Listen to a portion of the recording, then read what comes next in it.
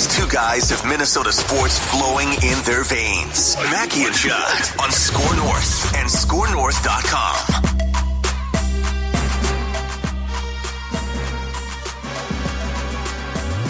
Wow. We have major breaking Twins news to start this live scoop session here. So it's usually we record these scoop sessions with Darren Doogie Wolfson from the 5 Eyewitness News Sports Department every Tuesday and Thursday. We're doing something unprecedented. We're trying to break our YouTube channels here. So it looks like this is working, Dex. We are currently live on both the Score North YouTube channel and the Score North Twin Show YouTube channel, where you will also be able to find the audio version of this on both feeds as well.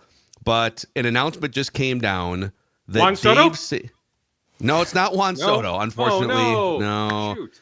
Yeah. Crap. So maybe that's tomorrow's announcement for the Twins.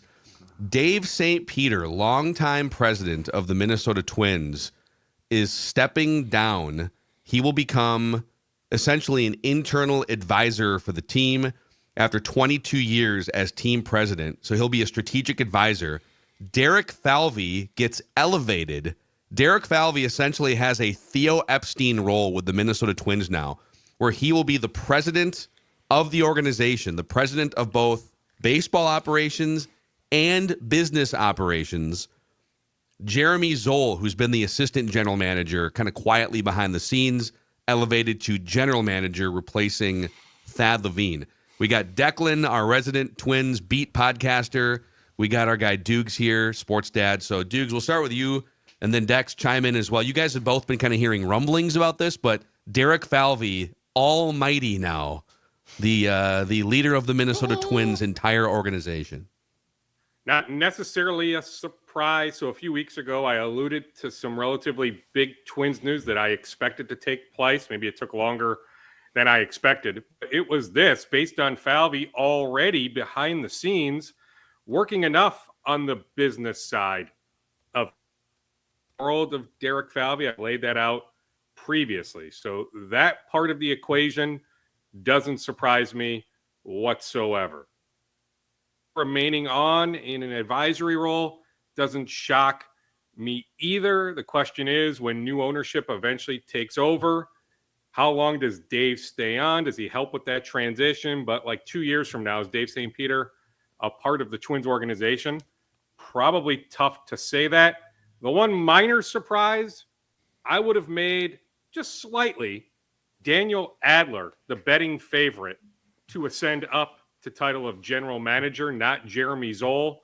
Both guys had the title of assistant general manager. I just thought Adler had a little bit of a front step on Zoll, but I guess not like a big shock. Zoll and Adler have had their fingerprints all over the 26-man roster going back the last few years. So here's my question. Does this, for Zoll, does this put him in the role that Thad Levine was the last couple of years, or does this actually give him more baseball power? Because if Derek Falvey is in charge of two departments, that's going to spread his time a little bit more thin. I would think it would make you rely on your GM more. My second thought is this.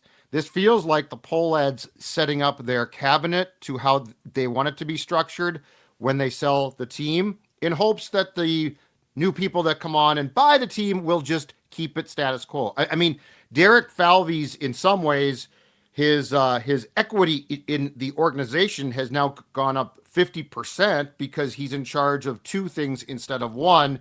So this feels like a very, if I may use some 2024 terminology, gentlemen, this feels like a very intentional move meant to sort of set things up.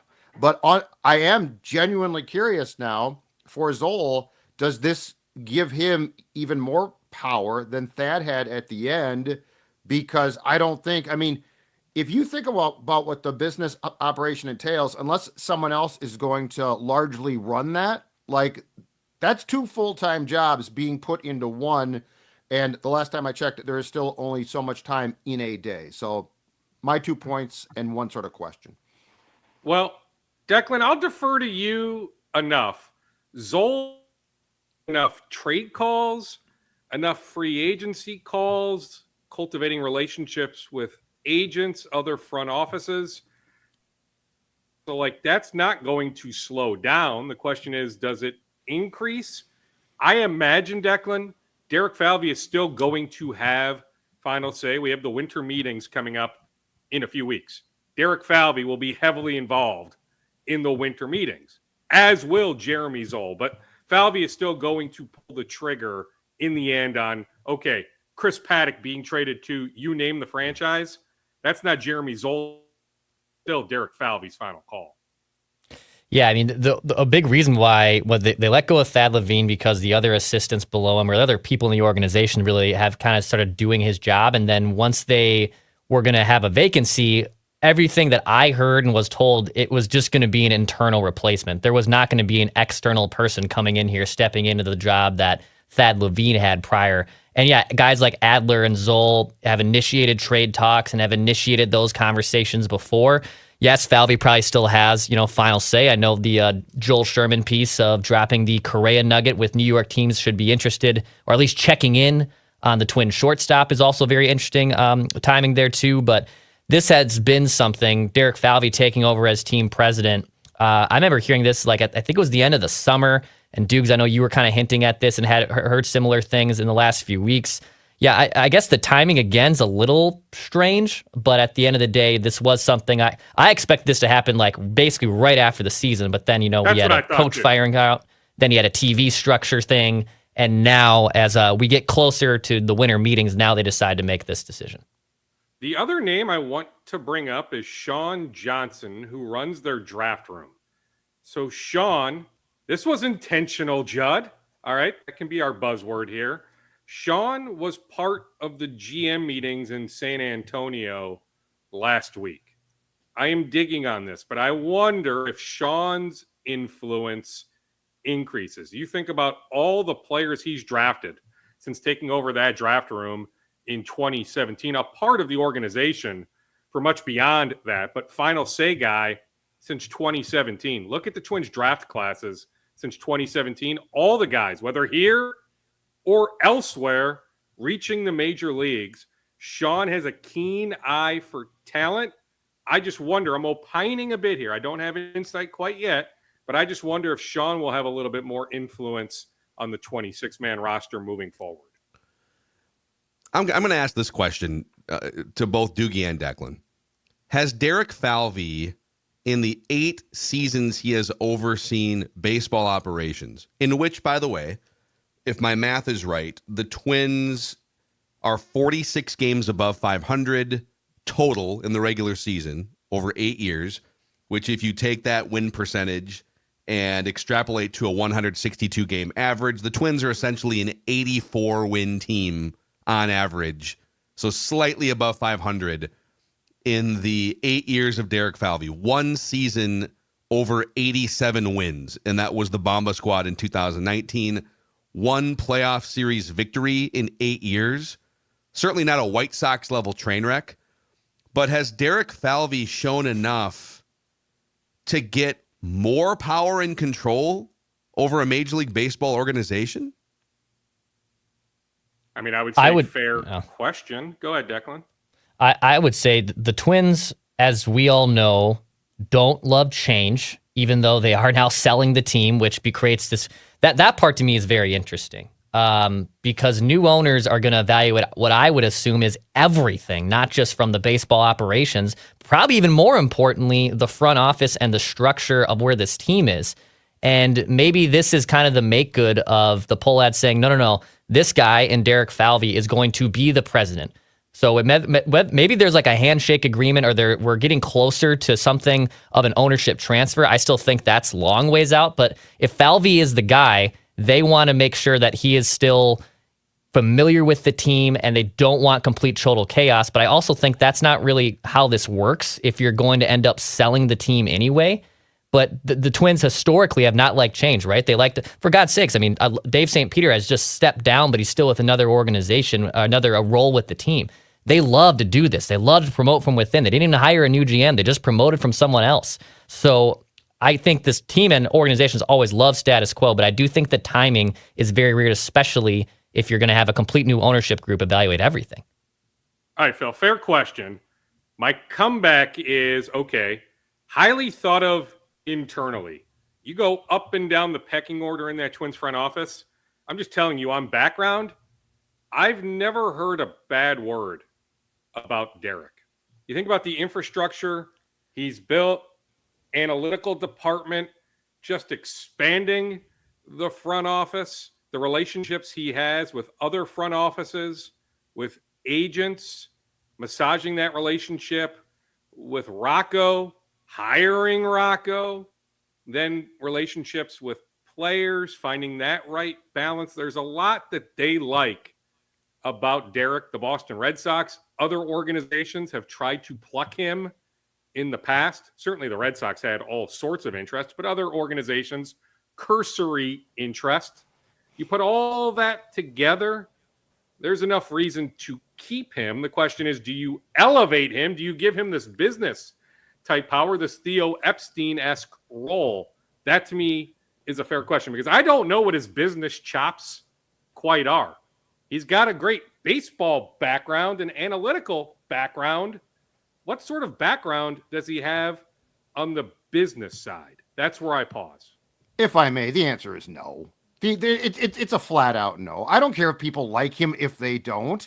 Like, what are you like? I understand what they are trying to force. And by the way, the press release that the Twins just put out is intriguing because it says it goes through all of the changes. And then the last sentence of the opening paragraph is all appointments have been approved by Twins control owner Jim Pohlad and club executive chair Joe Pohlad, which means that Jim is back in the room now saying, yeah, this is great, when Jim had said, I don't want nothing to do with this. So like this is clearly yeah, I've got it right here. Yeah. It's a setup of this is what we want. But the answer to Phil's question is no, he has not. Doogie's right. We have no idea what his business chops are, but to call a spade right now, running the baseball team was clearly difficult enough. And so, no, the answer is resoundingly no way, no how. Good for the Twins if this is what you want. But I think this is a political move, and I don't think it has a lot to do with the betterment of the baseball team.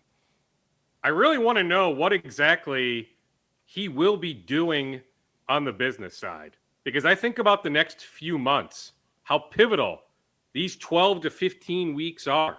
This roster needs help. Maybe doesn't need a ton of help, but needs enough help. What exactly is he doing on the business side of things? Does that take away in any form or fashion? Well, what he needs to really focus on is player acquisition. And Doogie, more importantly, too, who is he delegating to? Or is he going to try and put his fingerprints on everything? At the end of the day, Thad Levine was really good. Like, he was a smart guy. I think he was probably the smartest guy in the building. He carried himself like that. I don't think probably. I think yes. But I mean, I never saw. I didn't need to show it, maybe with the vocabulary at times, but like David Kahn, when he was running the Wolves front office, wanted to show you, even though he wasn't. Read through that. I'm the smartest man in the room. Thad Levine, truly the smartest man in the room. Correct. And at the end of the day, Falvey was like, you know what? I got this, till Thad and the team parted ways. So my question is, are you going to, if you're going to bring in lieutenants on the business side, right? Are you going to bring in people ideally smarter than you, or are you going to bring in people that fall in line? There's a lot of questions here. The good thing is when the team is sold, those questions should be asked by the people that buy the team.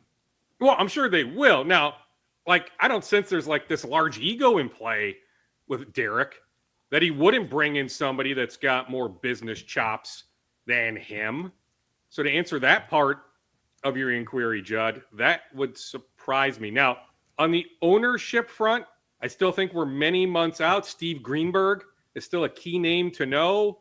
All the contacts he has, he's based in New York City. All the contacts he has across the game. When thinking about local ownership, I continue to be told Alex Rodriguez, Mark Laurie, at least right now, no interest in buying the Twins. The Davis family, Marty Davis, if I had to keep an eye on anybody locally, I just don't know if they have quite the money. We're talking at least, $1.5 billion. Plus, I don't think the Pohlads are accepting $1.5 right this second. That's why this is going to be a process. I really do think they want to trump what the Orioles sold for less than a year ago, 171 or 172, somewhere in that vicinity. That ultimately they may need to settle for less than that, but I don't think immediately they are selling the Twins for many, many millions less than what the Orioles sold for.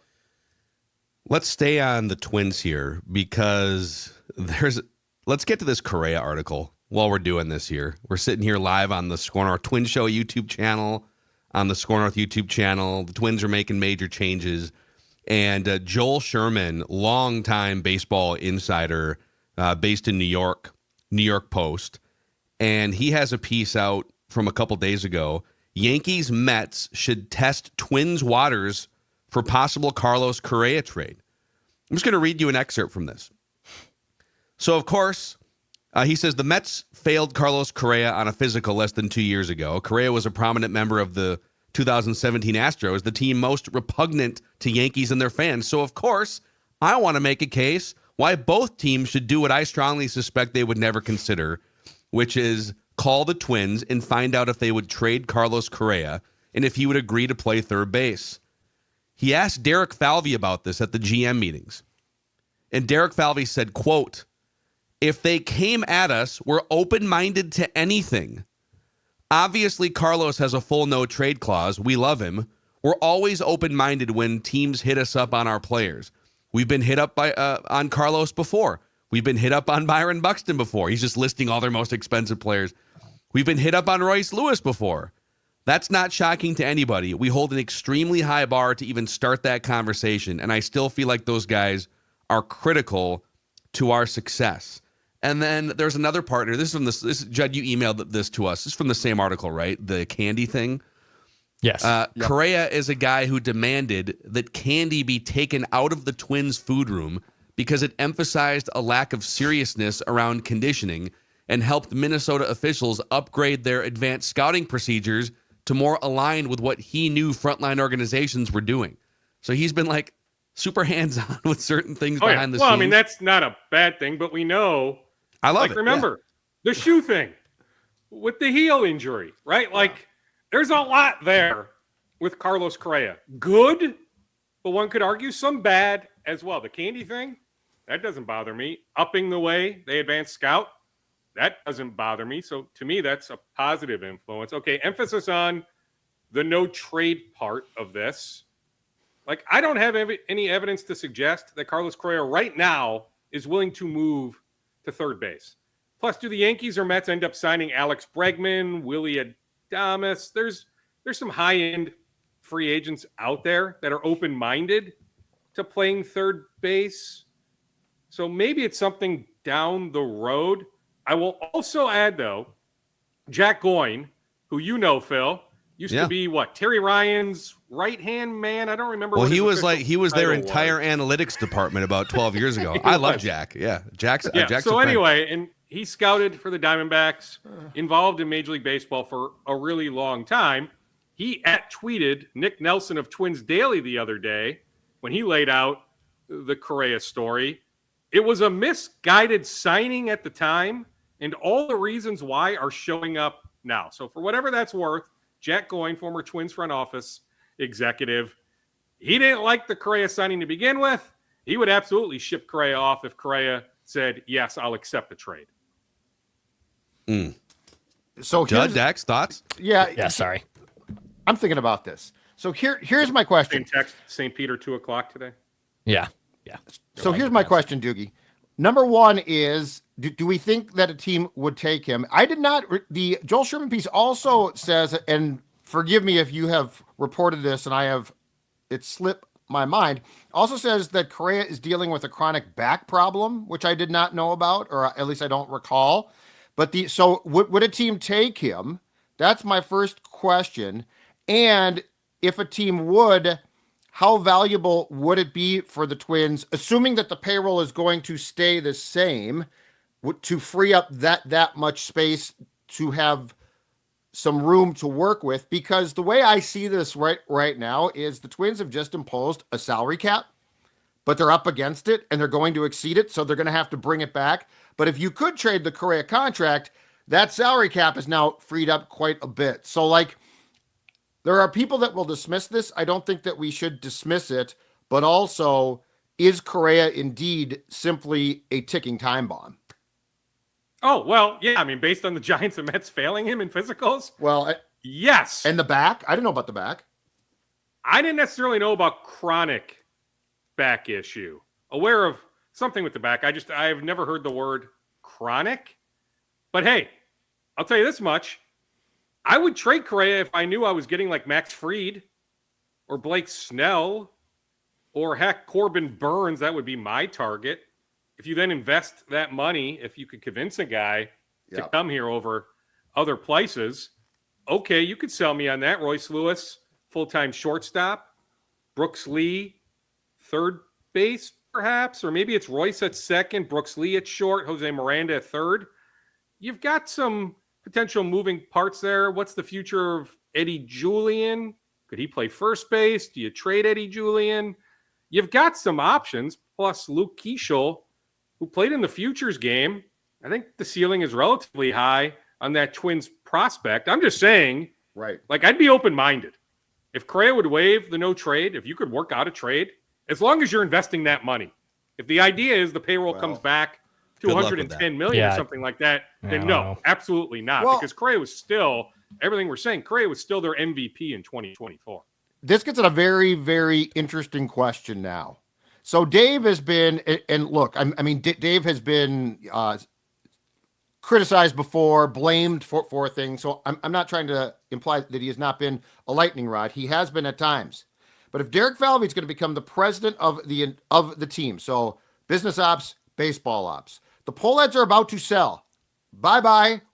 What makes us think that the Twins are for sure, other than a source? Remember, it wasn't Joe. It was a source saying the payroll is expected to, or the payroll is going to remain about the same late Sunday. I believe it was the last game of the season or before. What makes us completely buy that the payroll will stay status quo when, need I remind you guys, the TV revenue is going to go from what I would approximate to be about 40 mil last year to we have no idea and they don't know. Like, are we buying completely that this payroll stays the same? Or at the end of the day, if Derek Falvey is cussed up and down for, the sources lied, does he even care that much? I mean, I think in the end, the payroll is going to be about the same. But do I know that 100%? Heck no. I mean, what they said on September 28th or whatever that Saturday was. Correct. There's fluidity to that. That doesn't mean that's the answer on November 12th or December 12th or February 12th. So remains to be seen. But as far as I can tell, I don't think they are trading Correa. They don't feel like they're that far away. Some tweaking. Yes, we are going to see a move or two. I can see a Chris Paddock trade happening, right? They are going to work the trade market. Maybe later on, work the free agent market. I can tell you, just being in contact with some agent friends, some logical pitching candidates. I'm not talking Fried or Burns, okay? But middle tier guys, I've checked on a number of those guys, crickets. There's no Twins interest to this day, but we all get Major League Baseball free agency is a slow process. Maybe that eventually ramps up. But until I hear otherwise, Judd, until I have enough evidence to suggest otherwise, I think the payroll is going to be in that $130 million range. Yeah, I think it all starts with if Correa's interested in a trade. The problem is if the moment it leaks out that Correa actually wants out, that becomes a bigger problem because now the return also becomes even more complicated. So not only is he making a lot of money, not only is his ankle a ticking time bomb, and maybe both ankles or both foots are now ticking time bomb with plantar fasciitis in both of them over the last 2 seasons, but if he publicly requests it gets out, that becomes even more complicated. I think it starts with Correa. If Correa is looking at this and saying, you know what, you're not going to add to it, we didn't make any moves at the deadline. If we're not pushing forward, then I don't want to be here. This dude's a hyper-competitive athlete, and he's certainly, even though he's won a World Series and has had a prolific playoff career, he has no business in it being for a middling team that doesn't want to push for championship aspirations. So that's the interesting part here. I think Correa is willing to probably stick around, but if he's looking around and saying, I don't want to do this, trade me, then this becomes very interesting for the Twins. I mean, you're not getting a big return, though, Declan. Unless you're eating a chunk of the contract, it would be about just dumping the contract. It's not like you're getting the Mets' number 2 prospect or, two guys in the Yankees' top 7 or top 8. I mean, call me nuts. I just don't think the return would be sizable for Correa. It would be about getting out from underneath the contract. Yeah. I mean, the fact that a bunch and that's of teams... why to me it doesn't make a whole lot of sense because he still is a really productive player. So to me, it's a cool article. Joel Sherman does a good job. I enjoy watching him on MLB Network, but I'm not buying it right now. I'm not. The fact that teams were super nervous about his health 2-3 years ago, and now he's older, has had more health issues, has not been able to play full seasons, and is even more expensive on a per year basis, not the full length of the contract. You'd have to eat. If you were willing to eat a bunch of money, obviously the return goes up, but I just don't know I don't know how much of this they're going to swallow. I mean, I would be willing to swallow money to get a couple great young players if that was the trade-off, but it's not my money, and they're trying to sell this organization and have a bottom line that looks nice and tidy for whoever the bidders are. So, yeah, just wow, what an interesting start to the offseason for the Twins here. We're going to get to a few more scoops from It has, Yuki's but this Scoop doesn't Bag. compare. Like today, Phil, this doesn't compare to the bombshell of, hey, emphasis again on exploring, by the way, because it's going to be a bit here, but the sale process, right? Like today's news, I don't think is some sort of, whoa, holy crap. At least for me, maybe for some of the audience, and I get that, and I respect that, but just among us, I don't know. Like, are you shocked by today's news? I think whether we're shocked that the news came out or not is irrelevant. I think the fact that this organization just said goodbye to its longest tenured pillar as president and elevated Derek Falvey from being quite frankly, a pedestrian baseball ops overseer relative to the rest of the teams in baseball and doubled the amount of power he has. Yeah. Do you? I mean, Doogie, they are averaging 84 wins per season. I know. Define pedestrian. They are not one of the most highly regarded franchises in baseball in any department. They aren't. They're not. They don't win at a high level. They certainly don't perform in the postseason at a high level. And they've been duped multiple times by injured returns on trades. Like, I don't think it's controversial to say that Derek Falvey is not one of the highest regarded baseball ops people in the league. Unless you have a bunch of people outside of the Twins organization. I don't care what people inside the organization say. Of course they're going to pump his tires. Semantics on the definition of pedestrian. Like, to me, he's not in my top 5 if I'm making a list, right? But I also don't think he's 21st. So if he's not a top 5 baseball operations person, why are we doubling or more his bandwidth and workload? Why? So, okay, you're not elite at this thing. Theo Epstein, you know what? I think we could probably stand to give you some more, some more territory in the organization. I think stretching him even more thin. Put it this way: you better love the guys under. You better love Jeremy Zoll.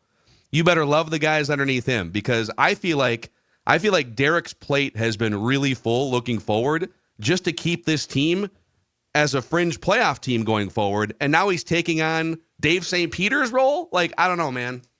It doesn't smell right to me. No, and that's fine. And I'm glad we went live to lay all this out.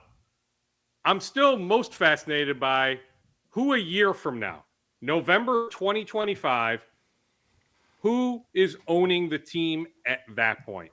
That, to me, is what I'm fascinated most about. Then everything else will trickle in thereafter. Yeah. I just think that the whole thing comes down to this is the Polad's preferred plan. This also, I'm telling you, this also makes it easier to make decisions that the fans are going to hate for now. And at the end of the day, there is a chance that people come in here, buy this team, and blow everybody out. But if this thing is, you got to keep going down the fact of stripping this thing to the studs financially it creates a better business venture for the person that buys it. Because then they can just start from down here, which is fine, right? Like this is a business, nothing more. And unfortunately, it's not like the Twins have this great history of, multiple championships. And my God, we've been competitive. We've been to we've been to 5 World Series in the past 10 years or 3 World Series. So I am very leery now because Falvey can operate in a way that I don't think Dave St. Peter was comfortable operating. That's what worries me here. But it's their choice. We'll see. Yeah. Their choice. All right, we do have to run. Dukes, great stuff here. Any final scoops for the road here on this Tuesday scoop session? All right, well, I tweeted a few people on Friday, but I'll put it out there in a much more public forum that the back and forth, A-Rod, Lori, Taylor at the Frederickson law offices in downtown Minneapolis, that part is over. It's now in the hand of the 3 arbitrators. And talking to Joseph Daly, William Mitchell, William Mitchell, College of Law. And heck, when I spoke with him at his house a couple of weeks ago, he took a break from writing an arbitration decision. So this is more generally speaking, but he said it can actually take up to 60 days. So I know I floated 30 days a few weeks ago.